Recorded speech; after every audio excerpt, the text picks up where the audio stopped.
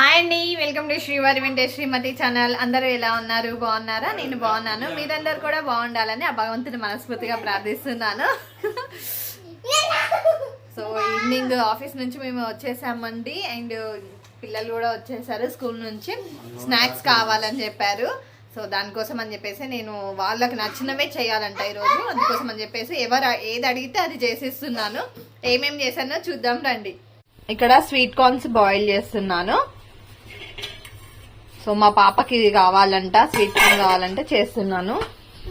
మా బాబుకి వచ్చేసి మర్మరాలు ఉంటాయి కదండి, సో అవి తనకి ఇష్టమైన అన్ని మిక్స్ చేసి కారం, సాల్ట్ అండ్ కొత్తిమీర, టమాటో, ఇంకొకటి చాట్ మసాలా అన్ని మిక్స్ చేసి ఆయిల్ కొంచెం వేసి లైట్ గా మిక్స్ చేసి ఇచ్చాను, లెమన్ పిండి.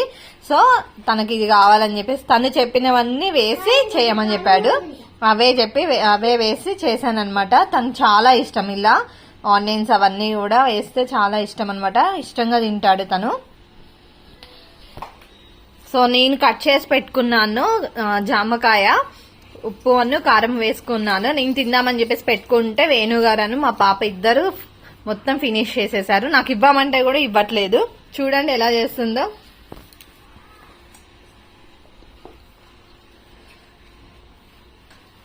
చిన్న మనం షేర్ చేసుకుందామా ఇది?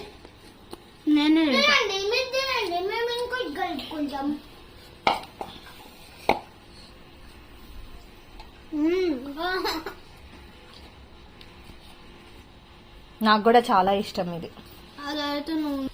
స్వీట్ కార్న్ కంప్లీట్ అయిన తర్వాత ఇవి కూడా నేను అలా మిక్స్ చేసుకొని తింటాను. సో నేను అప్పుడు ఒక్క స్పూన్ కూడా ఇవ్వను రావేదా నీకు. సో మార్నింగ్ వచ్చేసి ఎగ్ ఫ్రైడ్ రైస్ చేసి పంపించానండి పిల్లలకు. ఆఫ్టర్నూన్ లంచ్ మేము ఆఫీస్ లోనే తినేసామన్నమాట. ఇప్పుడు వంట చేస్తున్నాను. ఈవినింగ్ వాళ్ళకి అందరికి స్నాక్స్ అవన్నీ ప్రిపేర్ చేసేసి ఇచ్చేసాను. ఇప్పుడు వంట చేస్తున్నాను. నైట్ కి డిన్నర్ కోసం అని ప్రిపరేషన్స్ చేస్తున్నాను. పాలకూర ఉండే, నిన్న వెజిటేబుల్స్ కి వెళ్ళినప్పుడు పాలకూర తీసుకొని వచ్చాను.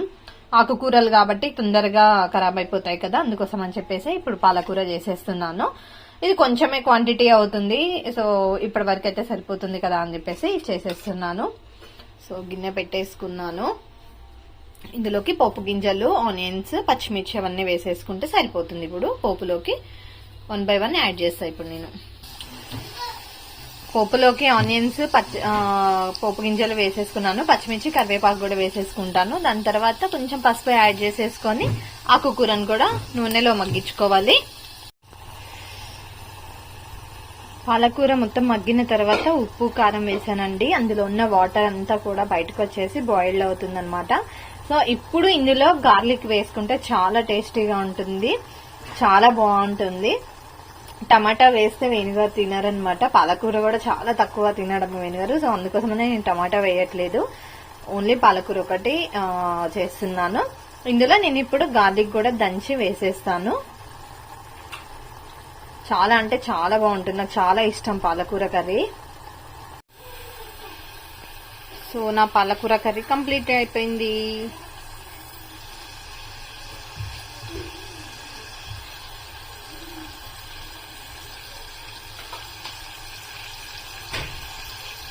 చూడండి, అందులో ఉన్న ఆయిల్ అంతా కూడా బయటకు వచ్చేసింది అనమాట. సో మంచిగా కుక్ అయిపోయింది. చపాతీలోకి, జొన్న రొట్టెలోకి చాలా బాగుంటుంది. ఇప్పుడు రైస్ కడిగేసి పెట్టేస్తాను కిడ్స్ కి. మేము చపాతీ చేసుకుంటాము. చూడండి, మా మౌంటైన్ మొత్తం గ్రూమింగ్ చేయించేసాము, షార్ట్ హెయిర్ చేయించేసాము. చాలా షార్ట్ చేయించామన్నమాట. హెయిర్ ఫాల్ అవుతుంది కొంచెం బాగా అని.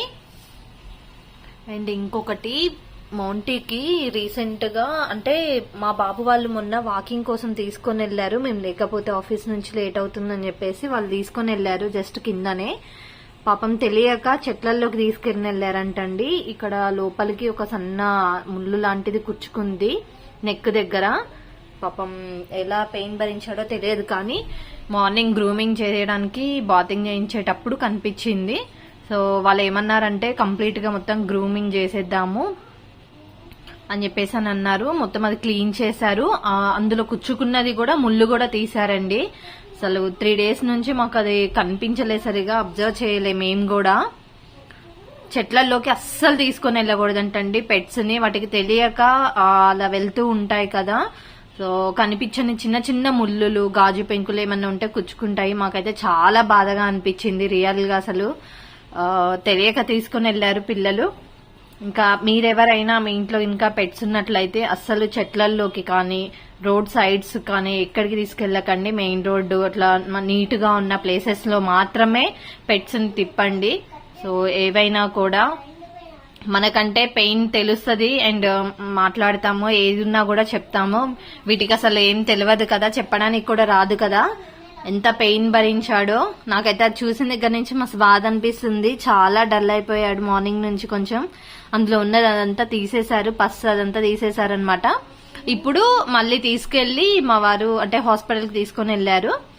సో టీటీ ఇంజెక్షన్స్, యాంటీబయాటిక్స్ అవన్నీ వేశారంట. కొన్ని ఆయింట్మెంట్స్ అవి ఇచ్చారు. కొంచెం ఒక 3-4 days అయితే కేర్ఫుల్ గా ఉండమని చెప్పారు.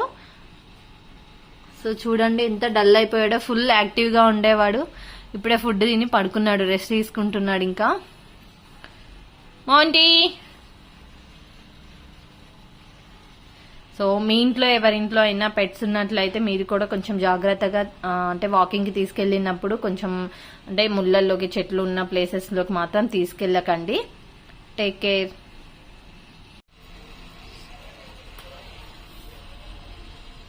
ఒంటి నీ పెట్ బాగుందా? సేమ్ నీలానే ఉందిరా, మిక్స్ అయిపోయినావు అందులో, అసలు కలిసిపోయినావు. సేమ్ కలర్స్ కదా, క్యూట్ ఉంది. వింటర్ సీజన్ అని చెప్పేసి మా వారు మౌంటీ కోసం ఇది షాపింగ్ చేసి తీసుకొని వచ్చారండి.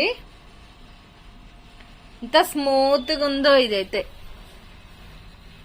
చాలా బాగుంది.